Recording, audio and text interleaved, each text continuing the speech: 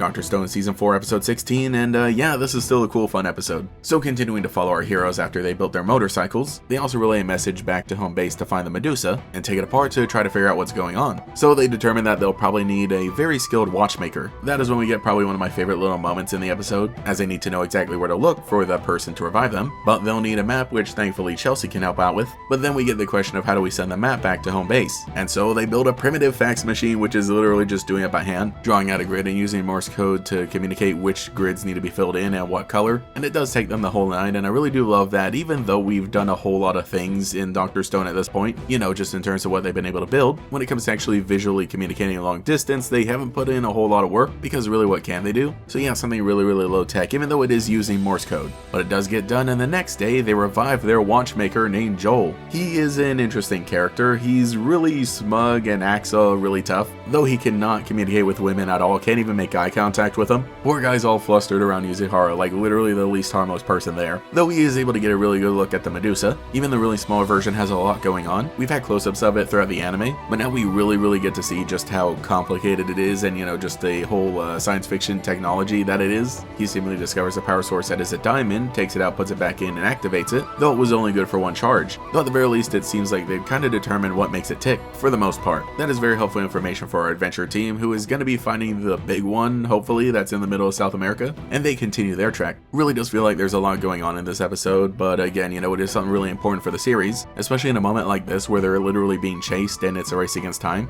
But it culminates in the group deciding that they need to evenly distribute the weight across their motorcycles, for the sake of efficiency. When Chelsea very bluntly asks Luna how much she weighs, that kind of opens up a little moment for Luna, which is great because, you know, she had been around, but we really haven't gotten to see a whole lot of her since the last core. We do also get a little flashback and some more details of her relationship with Senku. She does obviously have a crush on him, and he's sort of accepted to be her boyfriend, but not really. That is the unspoken reality. Senku has been married, divorced, and now has a girlfriend, all without even trying. Again, kinda, I don't know how far their relationship is gonna progress, if at all, but for the moment, after they build a scale and get everybody's accurate weight, she's placed on a different motorcycle than Senku, and so they ride on. And continuing up into the mountains, their motorcycles can only be so useful. So the episode ends with Senku proposing that they build a ropeway. Then yeah, unfortunately I feel like this is gonna be like a case of taking the motorcycles apart to build something else, which, you know, is so sad because they were pretty cool, but as long as it gets them to where they really need to be, that is what matters. So yeah, that's a really fun one, felt like a lot of in between, especially after the big action sequence of last episode, but very good nonetheless, as it had some important character moments as well as a brand new character. So really looking forward to the rest.